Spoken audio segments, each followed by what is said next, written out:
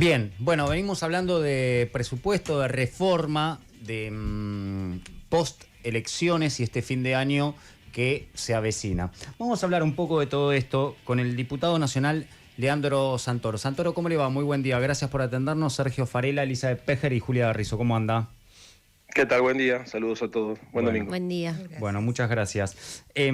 Diputado, bueno, obviamente están observando cómo se va a armar este presupuesto de cara a lo que viene, ¿no? Después de 2 años que no contamos justamente en nuestro país con presupuesto nacional. Sí. Bueno, todas las leyes que ustedes vieron que se debatieron en el Congreso, la emergencia pediátrica, el financiamiento educativo, la emergencia en discapacidad, fue consecuencia de que hace 2 años no se votó ley de presupuesto, entonces todo quedó atrasado. A priori lo que nosotros identificamos fue una voluntad deliberada de ajustar sobre esos sectores. Y lo que pareció en estos últimos días, donde los funcionarios públicos vinieron a defender el presupuesto de este año, es que más o menos la misma voluntad persiste. O sea, sigue habiendo un ajuste feroz en obra pública, sigue habiendo un ajuste feroz sobre partidas sociales. Se eliminaron, esto es algo muy importante que poca gente le ha dado relevancia, los topes mínimos de financiamiento para la educación, para la ciencia y la tecnología y para la educación técnica. ¿Viste esa famosa, no se acuerdan ustedes, la ley del financiamiento del 6% del PBI? Con lo cual, que son pisos mínimos, con lo cual lo que uno prevé es que en los próximos años la intención va a ser seguir ajustando sobre esas áreas. Así que, a priori, todo lo que hemos visto, un espanto. Bien. Recién estábamos hablando un poco de cómo está capitaneando todo esto el gobierno. A mí lo que me llamaba, recién lo hablaba con Elizabeth y con Juli, me llama un poco la atención en tan corto plazo cómo el gobierno pasa de una crisis con el tema dólar a una crisis política por las renuncias en su gabinete, a ganar las elecciones y ahora parece ser que está resurgiendo. Digo, otro gobierno uno ha visto que ha volado por los aires, es una crisis que va en aumento y termina obviamente tal vez de la peor forma, ¿no? La pregunta es, ¿tiene ahí un capital Milei en capitanear justamente estas situaciones, estos vaivenes? Pues sí, por los conejos que saca de la galera. Claro, claro, podría decirse que sí. Mira, yo te podría decir que el factor más importante que ordena la política argentina y la economía argentina es el precio del dólar. Entonces, sí. Si hay dólares o no hay dólares, eso te ayuda muchísimo a saber si va o no va a haber inflación, cómo va a repercutir la actividad económica, etcétera. Milei efectivamente viene sacando conejo de la galera. Primero hizo un blanqueo, después arregló con el Fondo Monetario Internacional fondo fresco. Y en tercer lugar, el acuerdo con el Tesoro de los Estados Unidos. O sea, la explicación es esa. Si querés, la gran magia que hizo en estos meses fue construir una confianza con algunos actores del gobierno americano que le permitieron revertir la tendencia de descapitalización que tenía la Argentina. Claro. Algunos sostienen que más allá de las simpatías ideológicas entre Trump y Milei, se debe a negocio financiero de amigos de Scott Bessent. O sea, de hecho, Paul Krugman, que es el Premio Nobel de Economía norteamericano, cuando se conoció la información de que los Estados Unidos iban a comprar pesos, lo primero que dijo fue, ojo que este muchacho tiene un montón de amigos, entre ellos Bob Citrone, este muchacho Bessent, que es el ministro de Economía de los Estados Unidos, que compraron títulos públicos argentinos, el famoso carry trade. Entonces, está pasando lo mismo que pasó en el 2018 cuando el gobierno de Macri va al Fondo Monetario para conseguir dólares, no para hacer puentes, para industrializar la Argentina o para darle infraestructura a nuestro país, sino para financiar la salida de capitales especulativos que habían entrado apenas había asumido Caputo también en el ministro de Finanzas. Y esto puede ser algo parecido o puede ser algo distinto, porque la verdad que el otro gran problema es que nadie termina de entender bajo qué condiciones se hizo ese acuerdo con los Estados Unidos, así que queda mucho por ver en estos días. Sí, además, buen día, Leandro, ¿cómo estás? ¿Qué tal? También es cierto que tampoco los funcionarios más importantes del gobierno van al Congreso cuando los convocan. No van. No van, pero además no solamente no van, sino que lo más importante de todo esto, creo que la opinión pública tampoco ha reclamado claridad sobre en qué va esto del gobierno americano interviniendo en la economía argentina. O sea, yo te digo, he visto notas, por ejemplo, de Claudio Jacqueline de La Nación, que está muy a la izquierda, de Jacqueline en La Nación, está muy a la izquierda de lo que uno considera que está la media de la opinión pública. hablando directamente de una intervención del gobierno americano sobre el mercado cambiario, sobre la política y sobre incluso el esquema electoral. Entonces, ustedes recuerden que los primeros días donde se dio a conocer que el gobierno americano iba a comprar pesos y que iba a intervenir en el mercado de cambio, también funcionarios del gobierno americano dejaron filtrar en los medios argentinos que iban a intervenir sobre la capacidad de acumulación de poder político del presidente Milei. Y hablaron de la necesidad de ampliar el gobierno, incluso decían, se tienen que hacer cargo los adultos. Recuerden una nota del diario Clarín, se tienen que hacer cargo los adultos, dando a entender que Milei era un niño que no estaba capacitado para construir esos consensos. Entonces fue muy fuerte la intervención americana y yo creo que eso explica muchísimo la recuperación de la tranquilidad cambiaria y por ende el resultado electoral. Sí, el tema es cuán sustentable en el tiempo es esa tranquilidad cambiaria y demás, porque vos mencionabas recién todos los conejos que se van sacando de la galera, y lo que estamos viendo es que cada vez se saca un conejo más rápido, ¿no? Porque el blanqueo, el préstamo del fondo, la aparición de Besen, más allá de todo lo que uno puede decir respecto de cada una de esas cuestiones, pero lo cierto es que cada vez necesitamos un conejo nuevo un tiempo antes. Bueno, a ver, el gran problema también de todo esto es el nivel de endeudamiento de la economía argentina. El gobierno argentino hoy debe imaginarse que va a bajar el riesgo país como consecuencia de todo esto, entonces va a poder resolver el problema de la deuda tomando nueva deuda o roleando la deuda. Es lo mismo, o sea, pero la Argentina sigue inserta en un esquema financiero que no genera empleo y que no genera bienestar. Entonces, la pregunta es, ¿cuánto tiempo va a tener el gobierno argentino la confianza en los mercados para hacer todo este pase de magia? Mirá, yo les diría una cosa, hay que mirar también lo que pasa en los Estados Unidos, porque el tema Argentina es un tema que en la agenda norteamericana está presente, básicamente porque muchos americanos dicen, ¿por qué tenemos que financiar la timba financiera de los amigos de Scott Bessent en la Argentina, mientras en nuestro propio país, por ejemplo, no tenemos votado el presupuesto? Porque ellos tampoco tienen votado el presupuesto y tienen un problema bárbaro en la discusión presupuestaria americana. Entonces, podría pasar, que es algo que yo creo que también evaluamos poco, que en Estados Unidos haya una reacción contraria a la idea de este acuerdo político con la Argentina. Básicamente porque ellos también dicen, esto no le sirve ni a los Estados Unidos ni a la Argentina. Le sirve a los que jugaron en la timba financiera, en general, muchos amigos de Scott Bessent, y por eso se explica la generosidad con la cual el gobierno americano asistió financieramente a la Argentina. Leandro, ¿cómo está? Julia de Rizzo te habla. Me gustaría retomar el tema del presupuesto local. ¿Vos qué crees que va a pasar con el presupuesto en la Argentina? ¿Crees que podemos pensar que se va a aprobar finalmente el presupuesto y qué presupuesto se va a aprobar? Mira, también hay que evaluar, porque esto lo quieren aprobar el año que viene o con sesiones extraordinarias, con la conformación nueva. ¿Qué va a pasar con los gobernadores? ¿Qué va a pasar con los gobernadores? O sea, yo creo que el gobierno va a tratar de construir una mayoría parlamentaria. Hoy no la tiene.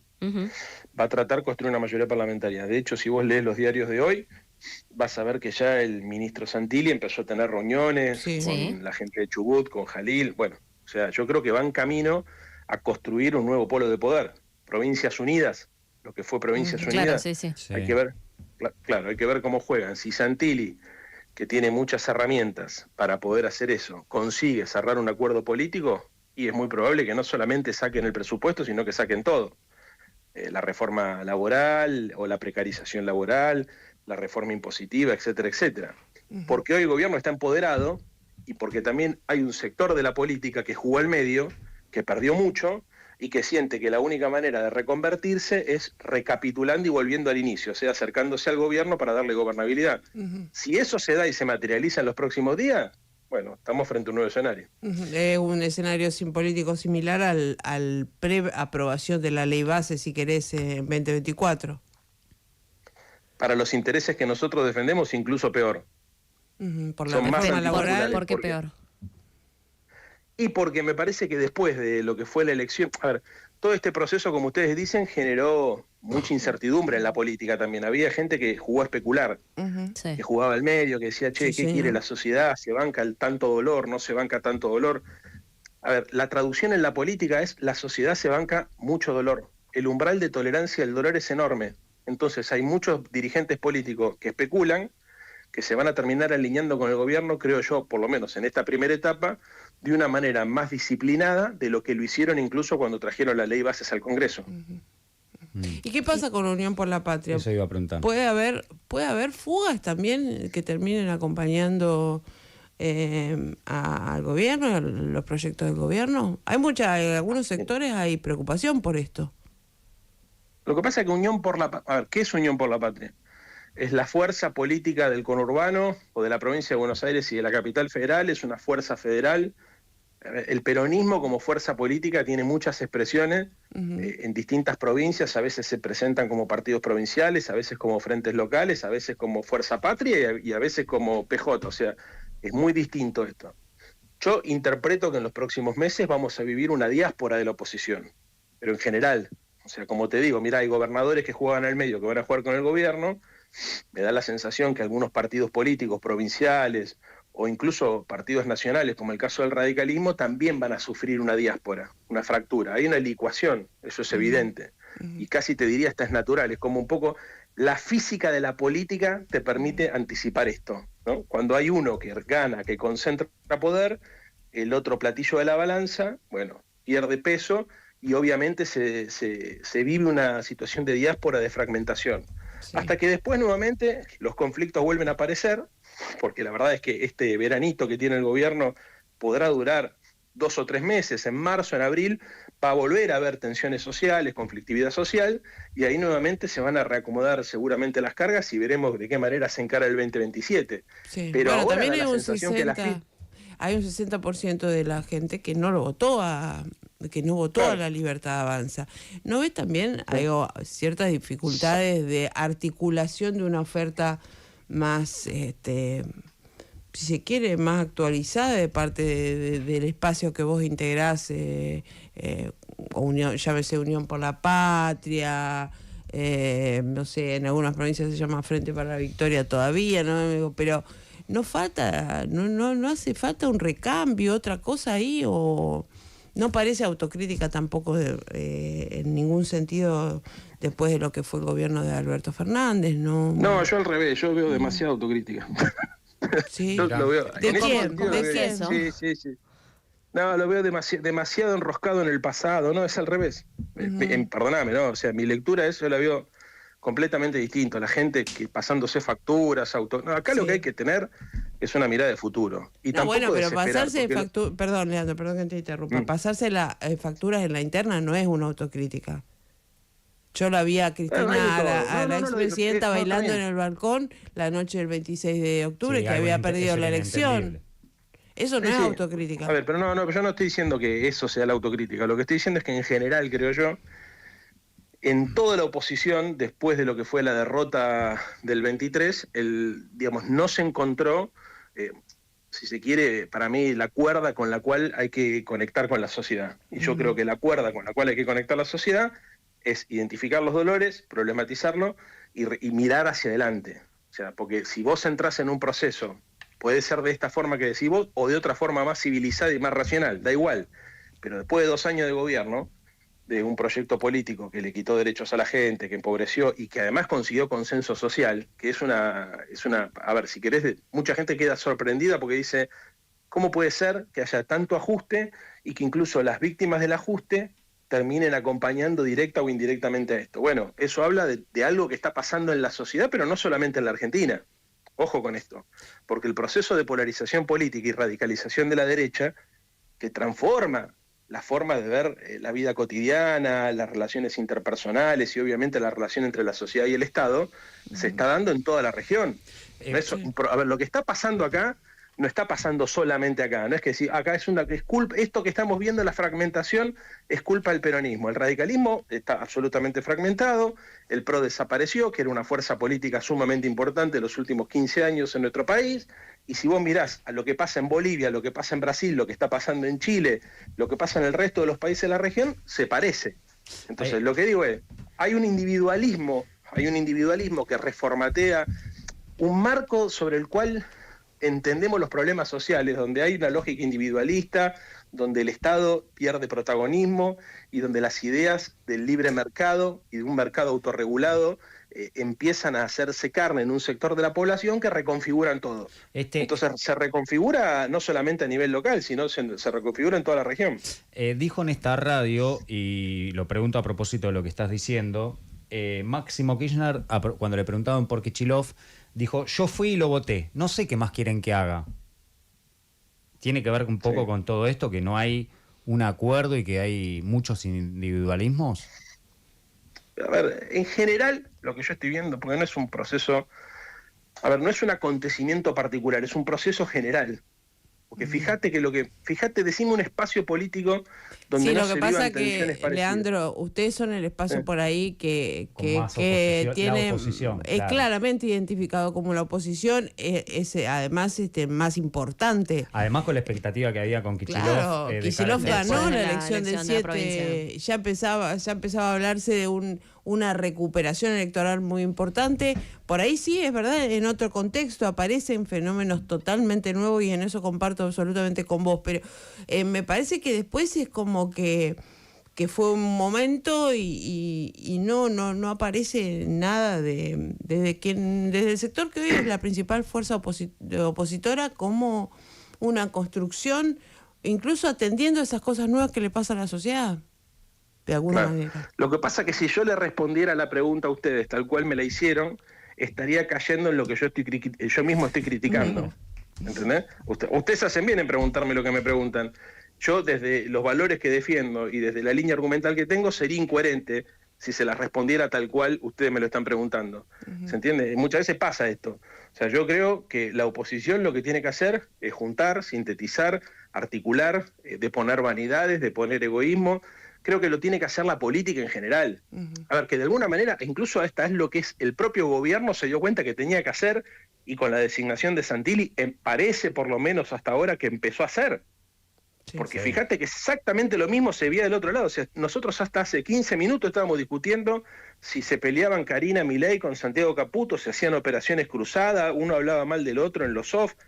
O sea, no es algo que pasa, claro, o sea, no es algo que pasa en el peronismo o en la oposición, pasa en todos lados. Entonces, ¿cómo uno contribuye a normalizar el sistema político para que la gente tenga una herramienta que la defienda? Porque también es patético ver cómo los dirigentes lo que hacen es se pasan factura entre ellos, ¿no es cierto? O tratan de sacar provecho. Sí, la gente ve eso, yo además. No quiero caer en eso. ¿Me entendés? No quiero caer en eso. Por eso trato de hacerles el análisis para que les sirva al oyente y para que les sirva a ustedes. O sea, a mí me da la sensación que aquí hay como una física de la política, ¿viste? Una inercia. Hay formas que no sé por qué se da, pero bueno, pasa muchas veces en las sociedades. Hay procesos, ¿viste? Por ejemplo, en los 90 vivimos un proceso de frivolización y se frivolizó todo, ¿entendés? Hay momentos donde vivimos un proceso de politización y se politizó todo. Bueno, ahora lo que estamos viviendo es una dinámica del conflicto donde de alguna manera la división es lo que termina primando. Entonces yo creo en una Argentina diversa, no creo en una Argentina dividida. ¿Entendés? Bueno, pero aparecen fenómenos como el de Nueva York que hemos visto en los últimos días que, bueno, muestran que otras construcciones a veces es posible en esta sociedad y con un discurso por ahí diferente, con otra propuesta, si querés. Claro, pero ojo que también hay experiencias que son difíciles de extrapolar. No, por supuesto, o sea, pero... Hay tendencias, por supuesto. A ver, ellos tienen a Donald Trump desde el 2016. ¿No? Por ejemplo, después vino Biden y ahora volvió. La división que se genera en la sociedad norteamericana, además cuando Trump pierde la elección pierde por poco, es algo parecido a lo que pasó en Brasil con Bolsonaro. O sea, ellos tuvieron ultraderecha desde hace casi 8 años. Sí. Bueno, ese proceso de ultraderecha, que es distinta a la derecha tradicional, porque genera fake news, odio, resentimiento, enfrentamiento, bueno, configuró el sistema político norteamericano de una manera. Bueno, el nuestro se está empezando a reconfigurar. O sea, la verdad es que hay muchas cosas que nosotros estamos naturalizando ahora que hace 2 años atrás hubiesen sido inimaginables. La forma en la cual, por ejemplo, se agrede o cómo se construye representación política sobre el odio, no era algo normal en la Argentina. ¿Viste? No era, había gente que lo hacía, por supuesto, no es que se descubrió la pólvora. Sí, pero de un lugar marginal. Claro. Entonces, hoy lo que yo estoy viendo acá, digamos, si sirve esto, no sé, para el análisis, es que la sociedad argentina está excesivamente polarizada, y creo que en la lógica de la polarización que se produce entre los polos y hacia adentro de los polos, no hay lugar para la racionalidad y para el equilibrio. O sea, a mí me gusta pensar en un país de desarrollo, con justicia social. Para eso creo que la gente tiene que estar equilibrada. Creo que nadie es dueño de la verdad, que es un error enorme no interpretar que la convivencia tiene que ser sobre la premisa de aceptar la diversidad. ¿Entendés? O sea, acá hay algo contra la diversidad que para mí es muy preocupante, o sea, contra todo tipo de diversidades, ¿no? Desde las preferencias sexuales hasta la diversidad política. No nos bancamos convivir con el que piensa distinto, no nos estamos bancando los matices, cuando en realidad, de alguna manera, nuestra sociedad, que es una sociedad inmigrante, se construyó sobre eso. O sea, yo creo que hay que recuperar la idea de que vos podés tener coincidencias en algunas cosas con alguien y disidencias en otro, y no es el fin del mundo, ¿entendés? O sea, hay que despolarizar. Bien. Santoro, gracias por estos minutos. Podríamos seguir hablando un rato largo. Podemos seguir hablando un rato largo. Gracias, Totalmente. Gracias,